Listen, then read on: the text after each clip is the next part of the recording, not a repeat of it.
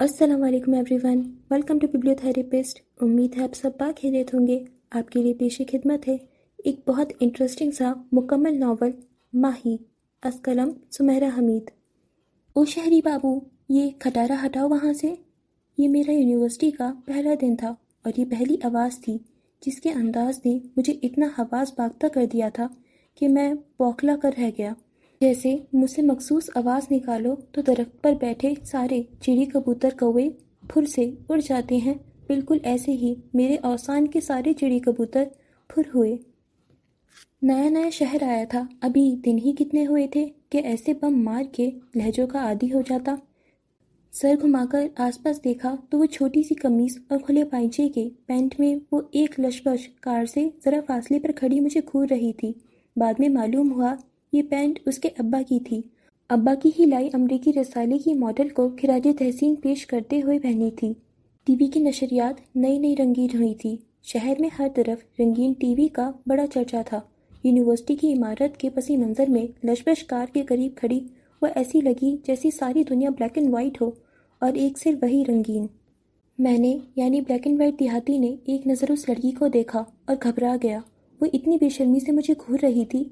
गले में दुपट्टा वगैरह भी नहीं था, कमीज़ के ऊपर के बटन खुले थे।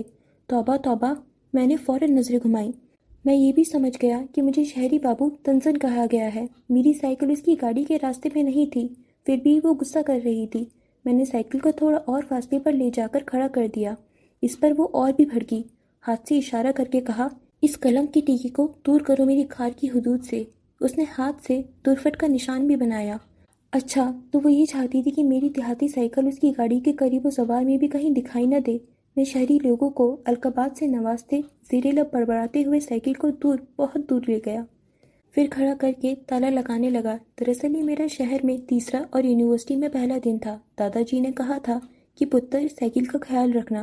कुछ मेरे दिल में भी ख्याल आता था कि शहर में चोर चुक्के ठाई गिर वगैरह बहुत होते हैं। मेरी साइकिल इधर उधर हो गई तो मैं इस भरे पूरे शहर में दो टांगों पर क्या करूँगा।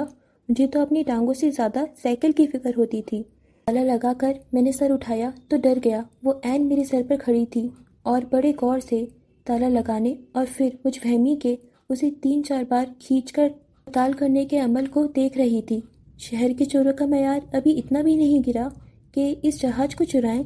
उसने बड़ी संजीदगी से कहा, शहर के चोरों का मयार गिरा हुआ ना हो, लेकिन देहाती के वहम का कोई इलाज नहीं था। मैं वैसे ही घबराया हुआ था। फिर वो ऐन मेरे पीछे खड़ी थी। वो पहली लड़की थी जो इतने करीब आकर खड़ी हुई थी, जिससे बड़ी प्यारी खुशबुएं उमड़ रही थीं। वो ब्लैक एंड वाइट दुनिया में सिर्फ रंगीन ही नहीं थी बल्कि इत्तर मुअत्तर भी थी। मैं अपने डिपार्टमेंट की तरफ अपनी पहली क्लास लेने आया। वो चिंगम चबाती मेरे आगे आगे चलती रही। मैं दिल ही दिल में दुआ करता रहा कि वो यहाँ किसी सहेली से मिलने आई हो, ये उसका डिपार्टमेंट ना हो, यहाँ उसकी क्लास ना हो। क्लास में दाखिल हुआ तो वो सामने सीट पर बैठी अपनी सहेलियों के साथ बड़ी ही ऊंची आवाज़ों में बेशर्मी से कहके लगा रही थी। मुझे जो खाली सीट दिखाई दी, मैं बैठ गया। कुछ देर बाद उसने सीट पर घूमकर पूरी क्लास का एक जायज़ा लिया और फिर उसकी नज़रें मुझ पर आकर ठहर गईं। उसकी च्युइंगम गुब्बारा बना चुकी थी। मुझे देखकर उसने वो गुब्बारा फोड़ दिया।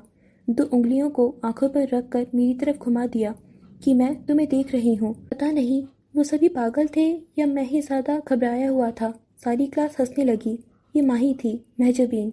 ऐसी टार्ज़न लड़कियाँ घर क्यों नहीं बैठती? तालीम इन्हें इंसान क्या करेगी, उल्टा मज़ीद बिगाड़ देती है। शुरू शुरू में मैं उसे देखते ही बड़बड़ाने लगता था। जहाँ से वो गुजरती वो रास्ता बदल लेता था। उसकी शक्ल देखते ही मेरी हवाइयाँ उड़ जाती थीं। चुड़ैल थी या नहीं, लेकिन मैं भूत बन जाना चाहता था कि उसे दिखाई न दूँ। अगले कई दिन मैंने 2 काम किए। अपनी साइकिल को उसकी गाड़ी से बहुत दूर खड़ा किया। वो क्लास में जहाँ बैठती थी उससे दूर, बहुत दूर जाकर बैठ जाता। उसकी खुशबू तक से दूर कि वो मेरे लिए खुशबूदार शहरी चुड़ैल बन चुकी थी। गांव में कहते हैं कि खुशबू लगाने से जिन आशिक हो जाते हैं। इस पर जिन ही आशिक हो सकते थे, इंसानों में इतना हौसला नहीं हो सकता था। एक दिन उसने मेरी सीट पर चंद अजीबोगरीब शक्लों की बबल और चॉकलेट्स रख दी। डैडी अमेरिका से लाए हैं, बेनियाजी से कहा और चली गई। दरअसल उस दिन सारी क्लास के मुंह में उसके डैडी की लाई हुई चॉकलेट्स ठुसी हुई थीं। सुना है ऐसी चॉकलेट्स यहाँ नहीं मिलती। میں تو سنی سنائی دیکھی دکھائی کچھ بھی نہیں جانتا تھا. میری تو زندگی کی ہی وہ پہلی چاکلیٹ تھی. ہمارے گاؤں میں نیلی پیلی میٹھی گولیاں ملتی تھیں، وہی ہمارے لیے آسمان سے اترا منو سلوا تھیں. ورنہ دادا جی شہر آتے تو سب کے لیے ٹافیاں لیتے جاتے جو منہ میں رکھتے ہی کھل جاتی تھیں. میں اپنا خاندان چھوڑ گاؤں کا پہلا لڑکا تھا جو شہر یونیورسٹی پڑھنے آیا تھا، جو ہاسٹل میں رہتا اور آج کل پینٹ شرٹ پہننے کے موسم سے گزر رہا تھا. ہمارے کالج کی وردی شلوار قمیض تھی. شہر آیا تو بڑی مشکل ہوئی. کلاس میں ایک صرف میں ہی تھا جو شلوار قمیض پہن کر آتا تھا. پروفیسر رفیق نے اپنے آفس بلا کر بڑے مدلین انداز میں مجھے قائل کر لیا تھا کہ میں پینٹ شرٹ پہن کر آیا کروں، کالی بھیڑ نہ بنو، ورنہ جتنا مذاق اڑے گا وہ مجھے تعلیم میں کافی پیچھے لے جائے گا. دادا جی کو خط لکھا، انہوں نے پیسے منی آرڈر کروا دیے. بازار گیا، پھر کچھ سمجھ نہیں آیا. پھر اگلے کئی دن بازار گھومتا رہا، سمجھ نہیں آیا کہ کیا لینا ٹھیک ہے کیا نہیں. ہمیشہ سے اماں جی ہی میرے کپڑے بنوایا کرتی تھیں. یہ خریداری والی حرکت مجھے اچھی نہ لگی. کہاں میں پڑھنے لکھنے والا، کہاں یہ زنانیوں والے کام. جیسے تیسے میں نے پیسے برباد کر لیے، اور جب پہلے دن میں پینٹ شرٹ پہن کر یونیورسٹی پہنچا، ایک لڑکی میرے قریب سے سیٹی مارتے ہوئے گزری. اس کے لمبے گھنگریالے بال پشت پر بکھرے ہوئے تھے. اس نے اپنے شانے سے مجھے ٹہوکا بھی دیا تھا. وہ چند قدم آگے نکل گئی، پھر رک کر سر گھما کر میری طرف دیکھا. فوت تو نہیں ہو گئے؟ وہ وہی تھی، کلاس کیا پوری یونیورسٹی کی گنڈا لڑکی، جسے ماہی نہیں ہلاکو خان کہنا چاہیے تھا. پر شاید لوگ اس سے واقعی ڈرتے تھے. مجھے ساتھ لے کر جاتے، میں اچھی خریداری کروا دیتی. کیا لڑکیوں جیسا رنگ پہنائے ہو؟ ویسے لڑکیوں جیسے رنگ میں بھی کوئی قباحت نہیں ہے، لیکن سچی بات ہے کہ تم پورے جوکر لگ رہے ہو. جو مردانہ کپڑے اور رنگ پہن لیتی تھی، اسے مردوں کی لڑکیوں جیسے رنگ پہننے میں کیا مسئلہ ہوتا؟ جوکر والی بات اس نے میرے قریب آ کر میری شرٹ کو چٹکی میں پکڑ کر کہی تھی. یہ لڑکیوں والا رنگ ہے. میرا رنگ اڑ گیا. اب تو میرے پاس پیسے ہی نہیں تھے، کیا کرتا؟ تمہیں خود دکھائی نہیں دیتا؟ میں نے شرافت سے نام میں سر ہلا دیا. اس نے مجھے سر سے پیر تک دیکھا. میں جوکر لگ رہا ہوں؟ اگلی فکر ہوئی. تم آئینہ دیکھ کر نہیں نکلے؟ میں نے پھر نام سر ہلا دیا. اس پر اس نے کہا لگایا، میرے گھر میں ایک فالتو آئینہ رکھا ہے، کل گاڑی میں رکھ کر لے آؤں گی.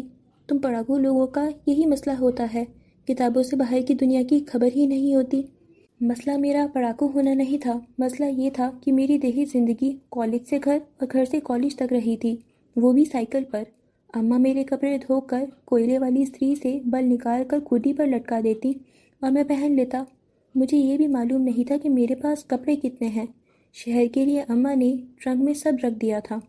گھر والے مجھے بابو صاحب کہتے ہیں، جس کے کپڑے استری ہوتے ہیں. میرے ساتھ چلنا، اس نے کمال بے نیازی سے کہا. میرے پاس پیسے نہیں ہیں. میں نے سچائی سے کام لیا. وہ اتنی دیر سے مجھ سے بات کر رہی تھی تو دو چار لڑکے اجنبے سے میری طرف دیکھ کر گزرے تھے. تم اتنے غریب ہو؟ وہ نہ جانے اتنی حیران کیوں ہوئی تھی. میں حیرت سے اسے دیکھنے لگا. اس سے اس کا کیا مطلب تھا؟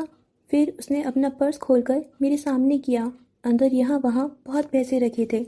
میں چاہوں تو اسی وقت بازار جا کر کچھ بھی خرید سکتی ہوں. تم اتنی امیر ہو؟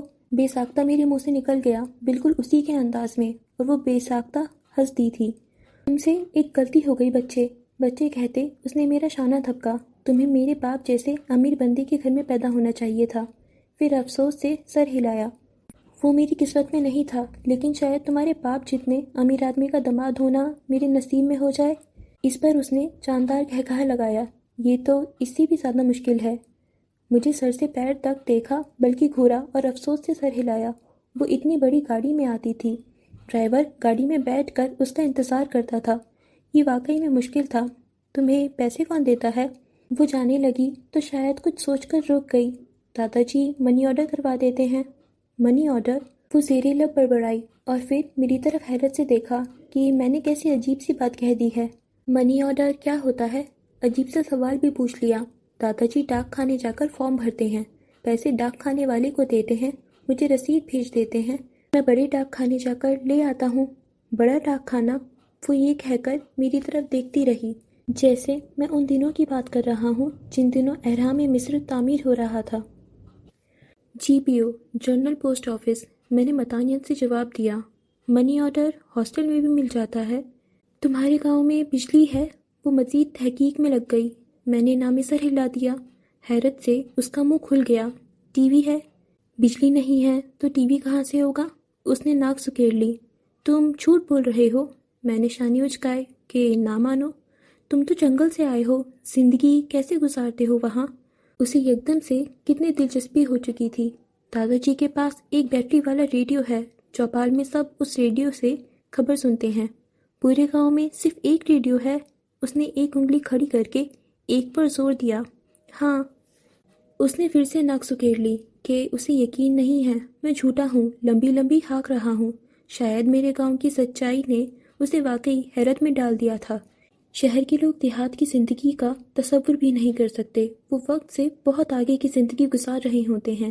جو سہولیات عام آدمی کو حاصل کرنے میں زندگیاں لگ جاتی ہیں، انہیں وہ آنکھ کھولتے ہی مصر ہوتی ہیں۔ پھر ان کی دنیا اور عام آدمی کی دنیا الگ الگ ہو جاتی ہے۔ ایسے ایک ہی دنیا میں رہتے ہوئے بھی سب جدا جدا رہتے ہیں۔ بجلی قریب کے گاؤں میں آ چکی تھی، لیکن چوپال میں بیٹھنے والوں نے باہمی صلاح مشورے سے فیصلہ کیا تھا کہ بجلی تک تو ٹھیک ہے، لیکن گاؤں میں ٹی وی نہیں آنے دیں گے۔ یہ کیا بات ہوئی کہ ایک ڈبہ سارے گاؤں کو بے حیا کر دے؟ تمہارا گاؤں تو دیکھنے کی چیز ہوگا۔ وہ حیران پریشان سی چلی گئی۔ اس سے بات چیت ملاقات کبھی مایوس نہیں کرتی تھی۔ یا تو بندہ کھل اٹھتا تھا یا پھر بددل ہو جاتا تھا۔ مردوں کی طرح آستین کے بازو چڑھا کر رکھتی تھی۔ پوری یونیورسٹی میں واحد لڑکی تھی جو بغیر دوپٹے کے آتی تھی۔ سنا تھا کچھ غریب اسٹوڈنٹس کی مالی مدد بھی کرتی ہے۔ اس کے بارے میں بہت کچھ مشہور تھا۔ وہ اچھی تھی، وہ بہت بری بھی تھی۔ بغیر دوپٹے کے بے شرمی سے دندناتی پھرتی تھی، مردانہ کپڑے پہنتی ہے، سگریٹ پیتی ہے، لڑکوں کے ہاسٹل چلی جاتی ہے، ڈسکو ڈانس کرتی ہے، رات گئے تک آوارہ گردی کرتی ہے، انگلش اردو گالیاں دیتی ہے، بس بہت کچھ کر لیتی ہے۔ وہ مسز شمسا کی طرح ڈھاکے کی ململ کی ساڑی باندھ کر بھی آ جایا کرتی تھی۔ ایک دن آئی تو بال اتنے چھوٹے کٹے ہوئے تھے کہ پیچھے سے پوری گردن دکھائی دیتی تھی۔ مسز فاروق تک نے دیکھ کر منہ بنا لیا تھا، جن کے اپنے بال شانوں تک کٹے پٹے تھے۔ چند دن گزرے تو اس بے پردہ گردن کے پیچھے ٹیٹو کھدوایا۔ یہ حرام ہوتا ہے، کسی نے چلا کر جتایا۔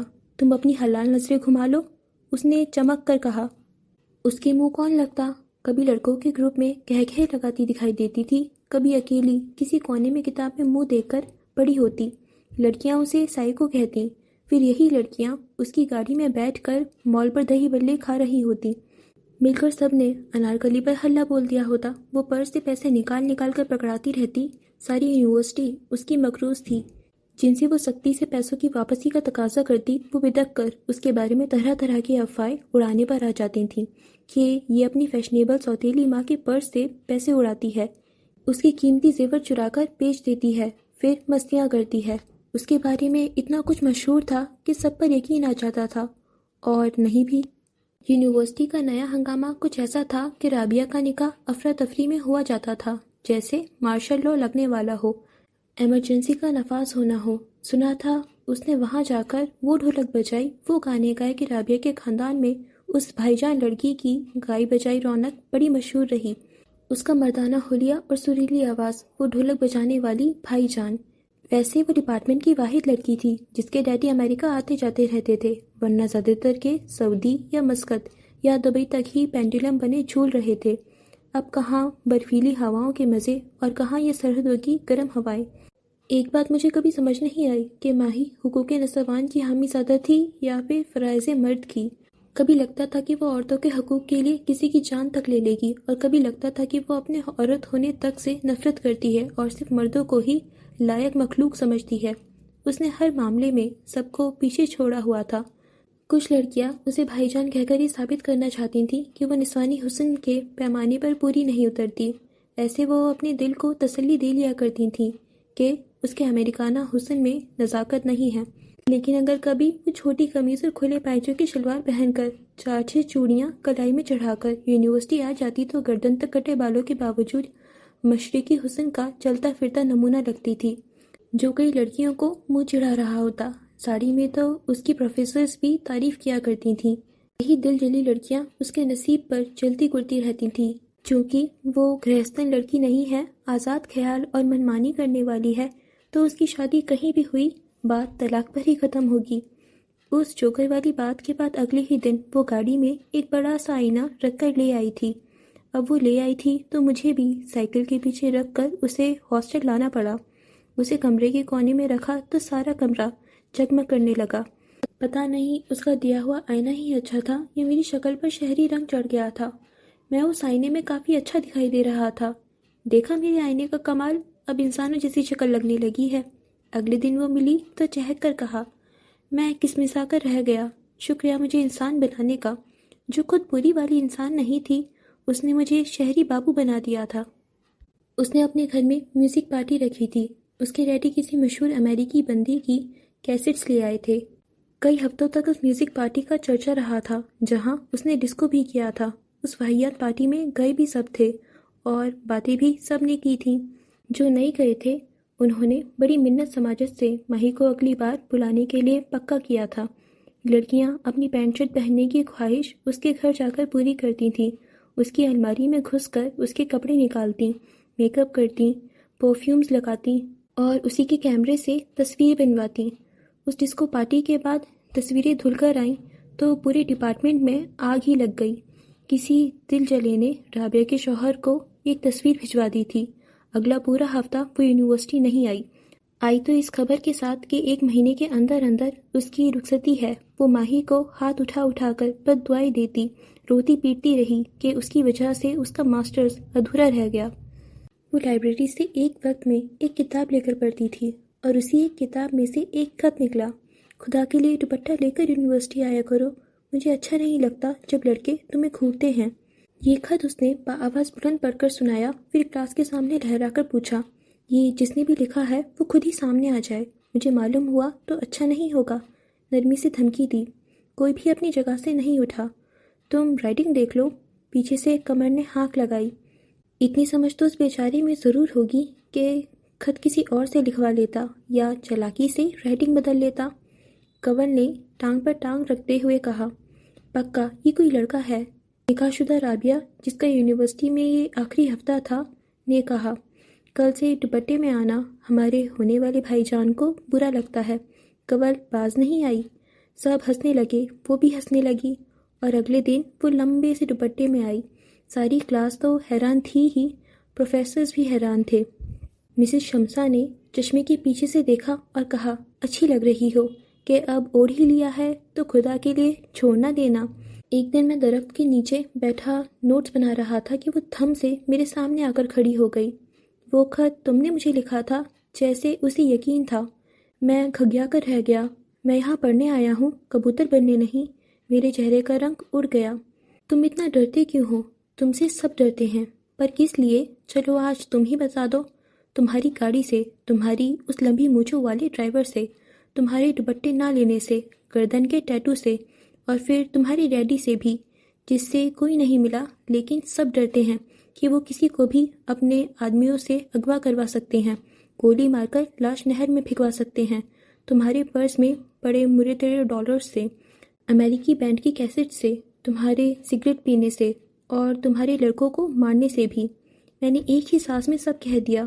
خوف سے میرا چہرہ زرد پڑ چکا تھا۔ انہیں مارنا ضروری تھا، اس نے سنجیدگی سے کہا۔ تم نے این ریٹائرمنٹ کے سال میں پروفیسر بیگ کے خلاف کابینہ بٹھا دی۔ تم اس کمینے کے بارے میں کیا جانتے ہو؟ اس کی گردن کی رگیں تن گئیں۔ مجھے برا لگا کہ اس نے پروفیسر کو ایسے گالی دی۔ میرا چہرہ سرخ ہو گیا۔ ہم تو استادوں کی جوتیاں کھا کر اف نہ کرنے والے دیہاتی تھے۔ سنو مسٹر گوار، تم لاکھ پڑھاکو صحیح، لیکن کچھ باتیں صرف لڑکیاں ہی جانتی ہیں۔ تم بھی سن لو ماہی کہ لڑکیاں کچھ باتیں جانتی ہیں لیکن لڑکے بہت ساری باتیں جانتے ہیں۔ کینٹین میں ہونے والی بکواس، ہاسٹل کے کمروں میں گونجتے 2 مہینے کہکہے اور سگریٹ کے بادلوں میں اڑائی گئی پھبتیاں، اگر تمہارے سامنے چند باتیں دہرا دوں تو تم ان سب کا خون پی جاؤ۔ وہ میری شکل دیکھ کر رہ گئی۔ تم کہنا کیا چاہتے ہو؟ تم آزاد خیال ہو، کچھ سمجھتی ہو، سب کچھ نہیں۔ ساری دنیا ہی دوگلی ہے۔ تم بھی ہو، پتہ نہیں کیوں لیکن مجھے لگا کہ اس کے چہرے کے رنگ بدل گئے۔ میں تو دوگلوں کی سردار ہوں۔ وہ ہنس دی لیکن بہت اداس لگی۔ ایسا نہیں ہو سکتا، میں نے جیسے یقین سے کہا۔ اور ہاں، میں سگریٹ نہیں پیتی، اداسی سے ہی کہا اور چل دی۔ وہ کبھی کسی کو صفائی نہیں دیتی تھی، نہ جانے مجھے کیوں دے رہی تھی۔ مہجبین سنو، پیچھے سے آواز دی۔ وہ رک کر مجھے دیکھنے لگی۔ وہ خط تمہیں اچھا لگا؟ میں نے ایسا کچھ نہیں کہا۔ پھر دوپٹہ لے کر کیوں آتی ہو؟ میں شرارت سے ہنسنے لگا۔ مجھے اس کی جرات اچھی لگی۔ سنجیدگی سے کہا۔ یہ جرات تھی، حوصلہ یا پھر محبت؟ اس کی کتابوں سے خط نکلنے کا سلسلہ دراز ہوتا چلا گیا۔ کسی میں شعر ہوتا، کسی میں غزل، کسی میں خیال بیانی، اور ایک بار اس کی مرمر کی ساڑی کی تعریف۔ ماہی نے خط والے کو ڈھونڈنے کی کوشش کی لیکن ناکام رہی۔ خط کبھی کتاب سے نکلتے، کبھی اس کی گاڑی کی بونٹ پر چپکے ہوتے، اور کبھی کلاس میں اس کی کرسی پر رکھے ملتے، جنہیں دیکھ کر لو آ گیا محبت نامہ کی ہاک لگائی جاتی۔ اس نے کئی خط کلاس کے سامنے پڑے، کچھ پھاڑ کر پھینک دیے، کچھ مٹی میں بھیج کر ڈسٹ بن میں اچھال دیے۔ کبوتر خط نہیں لایا، خط میں لمبا وقفہ آ جاتا تو کوئی پوچھ لیتا، ورنہ لڑکیاں چاند کو آ جاتی۔ ہمارے بھائی جان کیسے ہیں؟ بڑے دنوں سے غائب ہیں۔ ایک دن وہ اپنے منگیتر کے ساتھ یونیورسٹی آئی، جو ٹھنڈے ملک سے گرم ملک کی ہوا کھانے آیا تھا۔ وہ اتنا دراز قد اور گورا چٹا تھا کہ ماہی کے بتانے پر بھی یقین نہیں آیا کہ وہ پاکستانی ہے۔ اس کی سہیلیاں اپنی ٹوٹی پھوٹی انگلش سے اسے متاثر کرنے کی کوشش کرتی رہیں۔ لڑکے دور سے ہی اس کا کٹ کاٹ ناپ کر ہانپ گئے۔ بڑا اونچا ہاتھ مارا ہے۔ اگر کسی کا ماہی پر دل تھا بھی تو سب ہاتھ سے گیا۔ فرسٹ کزن ہے۔ ایسے فرسٹ کزن بھی انہی امیر لوگوں کے ہوتے ہیں۔ ہمیں تو دودھ دہی والے ہی ملتے ہیں۔ اسے وہ خط پڑھ کر سنائے۔ کنول کی آنکھوں میں کتنا حسد چڑھایا تھا۔ یہ امیر لوگ اور ان کی قسمتیں۔ وہ میرا منگیتر ہے، میری ماں نہیں جسے سب بتاؤں۔ ماں کو سب بتاتی ہو؟ لڑکیاں کتنی چل گھکڑی ہوتی ہیں۔ ماں زندہ ہوتی تو بتا دیتی۔ کتنی سنجیدہ تھی وہ۔ میں اس کی چھوٹی سی ممی سے مل چکی ہوں، جن کی ناک میں دم کر رکھا ہے اس نے۔ ان دونوں نے میری ناک کے ساتھ بھی یہی کچھ کیا ہے۔ وہ انگلیاں چٹکانے لگی۔ ایسے وقت میں وہ مجھے ایک بڑی کمزور سی لڑکی لگتی تھی، جو بڑی جلدی رو دے گی اور جس کی ہچکیاں تک بند جائیں گی۔ لڑکیاں اس پر ایسے ویسے طنز کر کے اسے زچ کرنے کی کوشش کرتی تھیں۔ وہ اسے بہانے سے یاد دلاتی رہتی تھی کہ بہت سا پیسہ ہونے کے باوجود بھی ماہی کی زندگی ان کی زندگیوں کی طرح نارمل نہیں ہے۔ اس کے پاس ایک ایسا گھرانہ نہیں ہے جہاں پیار کرنے والی ماں تخت پر بیٹھ کر سبزی بناتی ہے، باپ کام سے تھکا ہارا گھر آتا ہے، بہن بھائی 2-2 روپے کی چیز پر جانوروں کی طرح لڑتے ہیں اور ماں انہیں چپل کھینچ کر مارتی ہے۔ تیز بخار میں یہی ماں سرہانے بیٹھ کر ٹھنڈی پٹیاں کرتی ہے۔ باپ بن ڈبل روٹی لاتا ہے کہ دودھ میں بھگو کر کھا لو، تھوڑی جان آ جائے گی۔ اب کہاں گھاس کا بڑا سا لان اور کہاں یہ گھر آنگن، جہاں ساری فساد کے باوجود ماں باپ کا سگا والا پیار موجود تھا۔ لڑنے مرنے والے ہی سہی، پر اپنے بہن بھائی تھے۔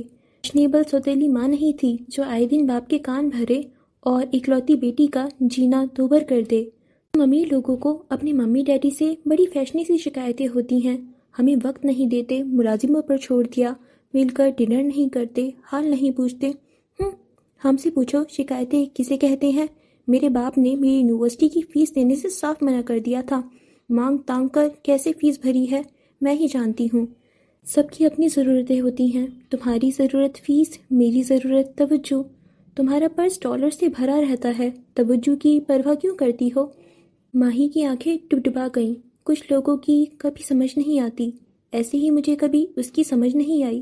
اس نے اپنے ڈرائیور کی چھٹی کر دی اور شہر کی سب سے کھٹارا گاڑی لے آئی، جبکہ وہ کوئی بھی نئی گاڑی بڑے آرام سے لے سکتی تھی۔ یہ میں نے اپنی پاکٹ منی سے لی ہے۔ میں نے تن سے تن اس کی گاڑی کی تعریف کی تو اس نے خوش ہوتے ہوئے بتایا، تمہاری پاکٹ منی اتنی زیادہ ہوتی ہے؟ تن سے کھچے میرے ہونٹ حیرت سے واہ ہو گئے۔ لندن سے انکل آئے تھے، پونڈز لے کر گئے تھے۔ تمہارا کوئی چچا ماموں خالہ مجھے مل سکتا ہے؟ میں نے سنجیدگی سے پوچھا۔ دیکھو، سنجیدگی سے ایک بات کہوں، کبھی امیر ہونے کی خواہش نہ کرنا، بڑی ضلالت ہے اس میں۔ کسی امیر کو دیکھ کر لگتا تو نہیں کہ وہ ذلیل ہو رہا ہے۔ وہ بڑے زور سے ہنسی۔ پیسے بہت سی چیز خرید دیتے ہیں لیکن بہت سا احساس کھا جاتے ہیں۔ مجھے فی گھنٹہ پیسے دو، میں ہر نسل کے احساس کے لیے تمہیں وقت دے سکتا ہوں۔ تمہارا وقت چاہیے کسے؟ اس نے ٹھیک کہا تھا، میری اوقات ہی کیا تھی کہ وہ مجھے منہ لگاتی۔ سب کو گاڑی والی بات مذاق لگتی تھی لیکن وہ ایک عرصے تک اسی سنجیدگی سے چلاتی رہی۔ کلاس فیلوز کو گھر تک چھوڑ دیتی تھی۔ ایک دن مجھے بھی ہاسٹل چھوڑ دیا تھا۔ تمہارا گاؤں کیسا ہے؟ گاڑی چلاتے پوچھ رہی تھی۔ جیسے گاؤں ہوتے ہیں۔ اس کی کار عطر معطر تھی، میں نے کبھی گاؤں نہیں دیکھا، مجھے نہیں معلوم کیسے ہوتے ہیں۔ وہ سچ کہہ رہی تھی۔ اپنا گاؤں دکھاؤ گے تمہیں برا لگے گا، لیکن نہیں، مجھے کہنا پڑا۔ وہ میری طرف سر گھما کر دیکھ رہی تھی۔ اس کی وجہ شاید وہ جانتی تھی۔ تم اچھی لڑکی ہو، لیکن جیسے کپڑے تم پہنتی ہو، گاؤں کے لوگ بڑے سادہ ہوتے ہیں، جو دیکھتے ہیں اسی پر ایمان رکھتے ہیں۔ میں شہر پڑھنے آیا ہوں، سارے گاؤں کی ساکھ اپنے سر پر رکھ کر لایا ہوں۔ یہاں ایسا ویسا کچھ کیا تو سارا گاؤں شرمندہ ہوگا۔ تمہاری گردن پر بڑا ٹیٹو تمہیں کافر قرار کروا دے گا۔ وہ تمہیں کچھ نہیں کہیں گے، لیکن مجھے نہیں چھوڑیں گے۔ بڑے نپے تلے انداز میں بتایا۔ تم تو ڈرپوک نکلے، اس نے مذاقن کہا، لیکن مجھے اندازہ ہو گیا تھا کہ اسے تکلیف پہنچی تھی، اتنی کہ وہ اگلے کئی دنوں تک مجھے کہیں دکھائی نہیں دی۔ کبھی کبھی جو دوپٹہ لے کر آ جایا کرتی تھی، وہ دوپٹہ بھی غائب ہو گیا تھا۔ ایک دن دادا جی یونیورسٹی آ گئے۔ یہ میری سالگرہ کا دن تھا۔ باغ میں گھاس پر بیٹھے ہم باتیں کر رہے تھے کہ دور پتھریلی روش پر ماہی ہمیں دیکھتے ہوئے گزر گئی۔ کچھ دیر بعد پلٹ کر آئی۔ اب گلے میں کسی سے ادھار لیا ہوا دوپٹہ تھا۔ دادا جی کو سلام کیا، سر پر پیار لیا اور پھر بھاگ کر گئی اور 2 ٹھنڈی بوتلیں لے آئی۔ ایک دادا جی کو دی، ایک خود پینے لگی۔ میں ظاہر ہے دونوں کا منہ دیکھنے لگا۔ میں آپ کا گاؤں دیکھنا چاہتی ہوں، لیکن آپ کا یہ پڑھاکو کہتا ہے کہ میں گاؤں نہیں آ سکتی کیونکہ میں کافر ہوں۔ دادا جی نے میری طرف بڑی ناراضگی سے دیکھا۔ تمہیں شہر پڑھنے کے لیے بھیجا تھا، فتوے لگانے کے لیے نہیں۔ ماہی تو کھل اٹھی، اس کی زبان اور کینچی کی طرح چلنے لگی۔ اس کا کہنا ہے کہ جس طرح کی میں لڑکی ہوں، گاؤں والے اس سے باتیں کریں گے۔ دادا جی نے جیب سے پورے 2 روپے نکال کر اسے پکڑائے اور سر پر ہاتھ رکھ دیا۔ مجھے خط لکھ دینا، میں خود تمہیں آ کر لے جاؤں گا۔ 2 روپے اس نے بڑی پریت سے پرس میں رکھے اور مجھے دیکھ کر منہ چڑھا دیا۔ گاؤں میں فون نہیں ہے، وہ خط کیسے لکھتی؟ اس سے کہنا یہ خط لکھ دے گا، دادا جی نے پھر محبت سے کہا۔ اب میں اس سے کچھ نہیں کہنا چاہتی۔ وہ تو دادا جی سے باقاعدہ لاڈ کرنے لگی۔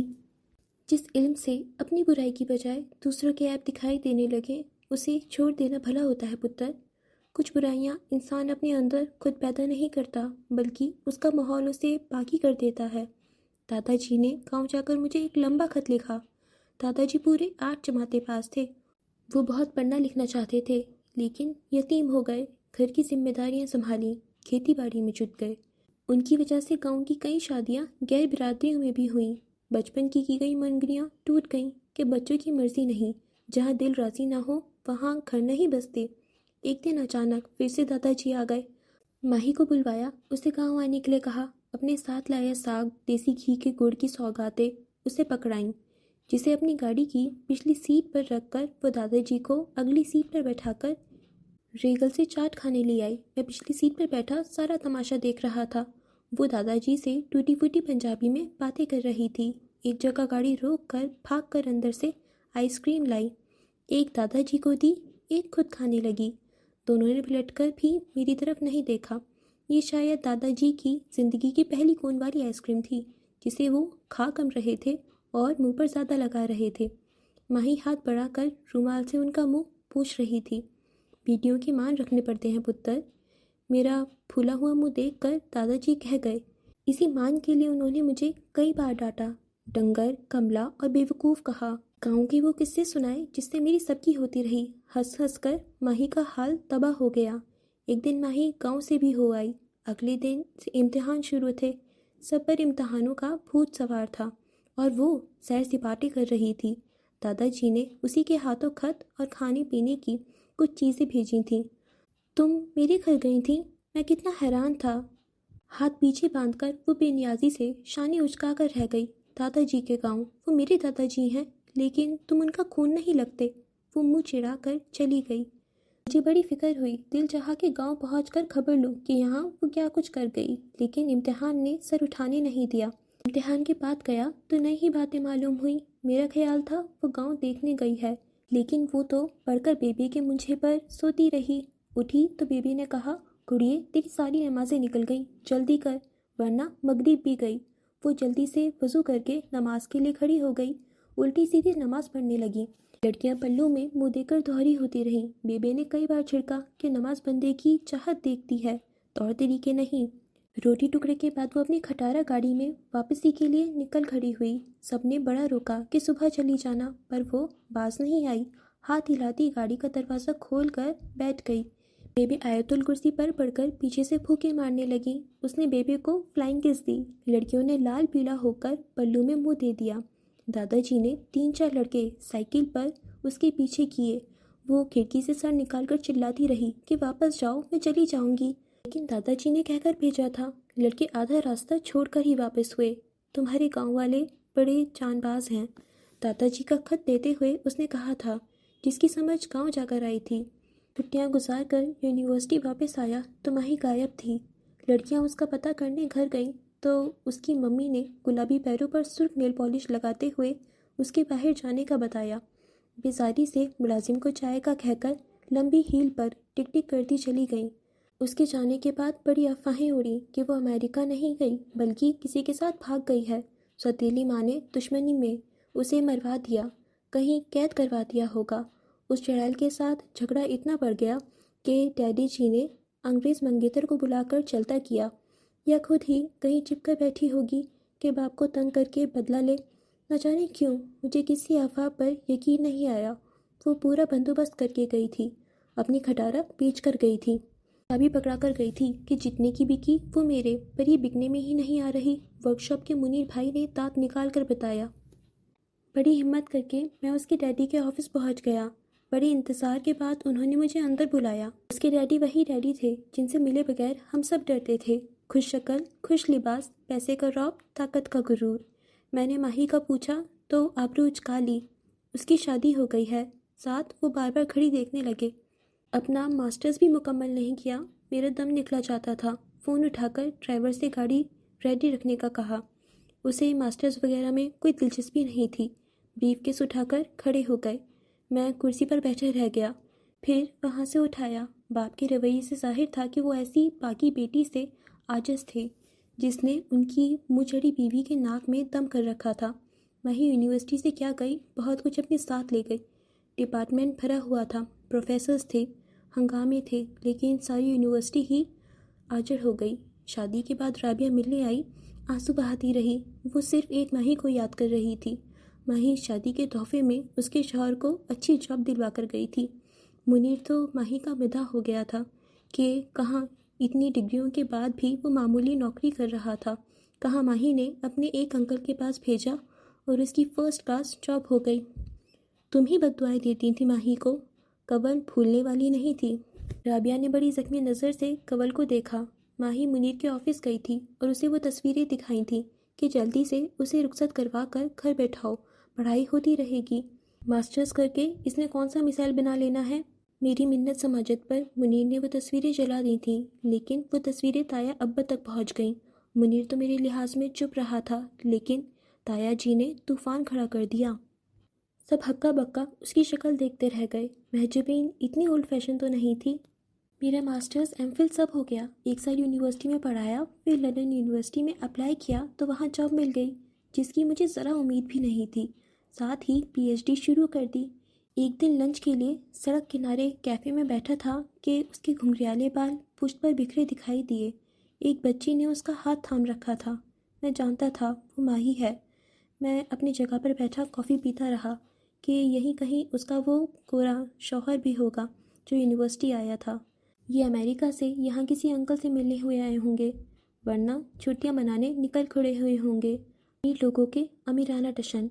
हम देहाती लोग शादीशुदा लड़कियों से बड़ा देखभाल कर सलाम दुआ लेते हैं।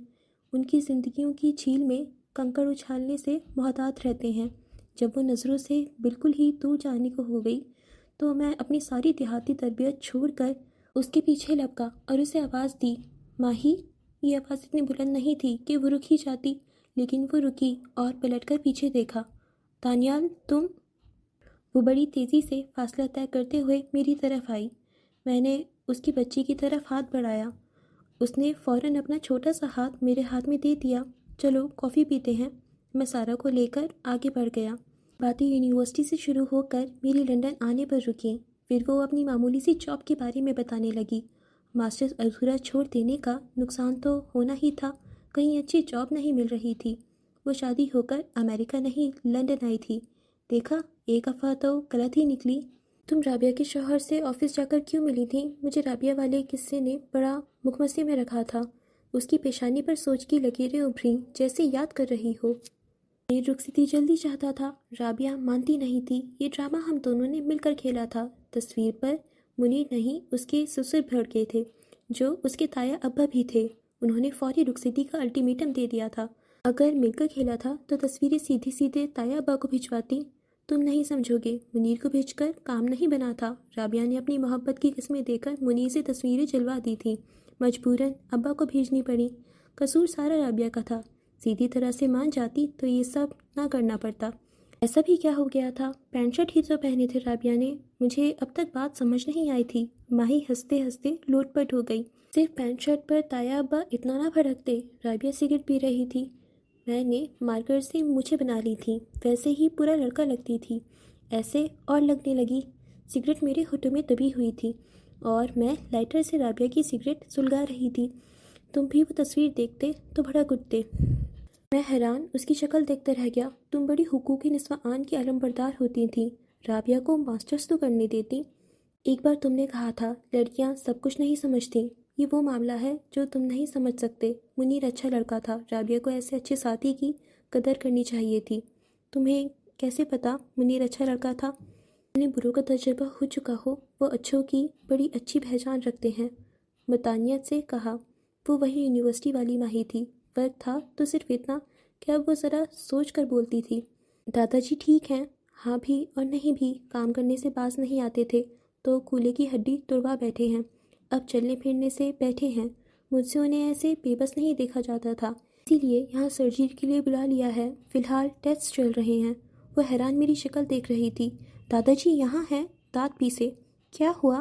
طوفان ہو جاؤ، کب سے باتیں بنا رہے ہو؟ میں ابھی تمہارے ساتھ جا کر ان سے مل لیتی۔ اب سارا کی ڈینٹسٹ سے اپائنٹمنٹ کا وقت ہو گیا ہے، آج نہ گئی تو ہفتوں پر بات چلی جائے گی۔ اس نے پیسٹری کھاتی سارا کا منہ ٹیشو سے صاف کیا۔ تم باز نہیں آتی میٹھا کھانے سے، محبت سے کہا۔ سب کہتے تھے ماہی بہت عجیب ہے۔ وہ واقعی میں عجیب تھی۔ فلمی ہیرو جیسا شوہر ملا، اس نے ایک تھپڑ مارا اور اس نے اسے چھوڑ دیا۔ عورتیں تو رات دن مار کھاتی ہیں اور ایسے خوبصورت شوہر کی محبت کا دم بھرتی ہیں کہ جو ساتھ چلے تو دنیا حسد سے آہیں بھرتی ہیں۔ ماہی نے الٹا اسی ہیرو کو عدالت میں گھسیٹ لیا کہ اس نے اپنی پہلی شادی اور بچی کیوں چھپائی، پھر اسے جھگڑالو اور ذہنی بیمار شخص قرار دے کر ثابت کر دیا کہ وہ بچی کا باپ بننے کے لائق نہیں ہے، اور الٹا خود اس بچی کی سرپرست بن گئی۔ تم نے اپنی سوتیلی بیٹی کے لیے اتنا لمبا مقدمہ لڑا۔ سوتیلی ماں ہو، بہن ہو یا بیٹی، وہ تو چڑیل ہوتی ہے نا۔ اس بچی کی ذہنی صحت تباہ ہو جاتی۔ ہفتے میں ایک بار باپ کو ملنے کی اجازت تھی، بڑی مشکلوں سے اسے مہینے میں 2 بار کروایا ہے۔ بڑے جھوٹ سچ بولے تب مقدمہ جیتا تھا۔ چند مہینوں وہ باقاعدگی سے ملنے آتا رہا، اب تو 6 مہینے سے ہم ماں بیٹی کو بہت سکون ہے۔ ایسے ناشکروں کو اولاد ملنی ہی نہیں چاہیے۔ تم اتنے امیر باپ کی بیٹی ہو ماہی، پاکستان واپس چلی جاؤ۔ وہ ہنس کر رہ گئی۔ وہ ایک معمولی سی جاب کر رہی تھی، چھوٹے سے اپارٹمنٹ میں رہتی تھی، اپنے منحوس بے وفا شوہر کی بچی پال رہی تھی جو کسی گوری کی اولاد تھی۔ کلائی پر بندھی گھڑی دیکھتے ہوئے وہ اٹھ کھڑی ہوئی۔ کوئی عورت ایک تھپڑ پر طلاق نہیں لیتی دانیال، لیکن وہ عورت ضرور لے لیتی ہے جو یہ جان جاتی ہے کہ یہ پہلا اور آخری تھپڑ نہیں ہے۔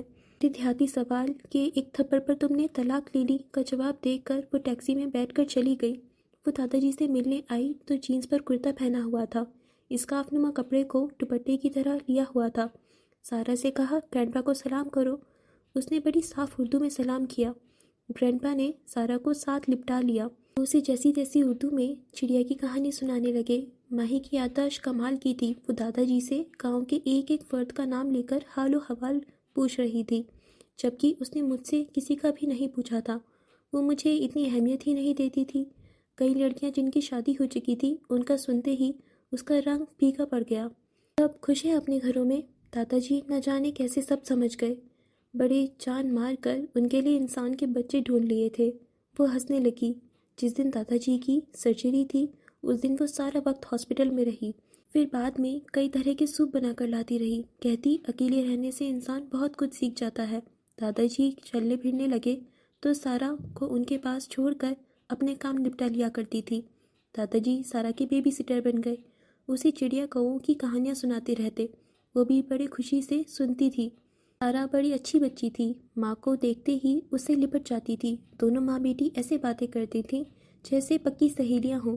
कभी मैं सारा को करीबी पार्क ले जाता, उसे आइसक्रीम खिलाता। एक दिन जुमे को दादाजी हम दोनों को मस्जिद ले गए। जो ये पूछे उन्हें जवाब दो और मुझे शर्मिंदा ना करना। हमें मस्जिद के मौलवी के सामने बैठाकर दादाजी हमसे कबूल है करवा रहे थे। माही ने बड़ी जल्दी कबूल कर लिया और सर उठाकर मेरी तरफ देखने लगी। खुशी से मेरी आंखें इतनी नम हो गईं कि धुंध के जालों ने सब धुंधला कर दिया।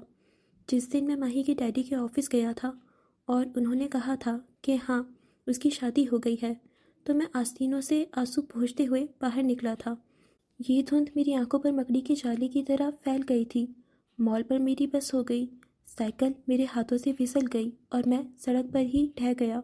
डिपार्टमेंट की अफवाहों पर कि माही की शादी हो गई मैंने कान नहीं धरा था, लेकिन वो खत मैं तुम्हें लिखता था, उसका हाथ पकड़े मैंने सबसे पहले ये इकरार किया था।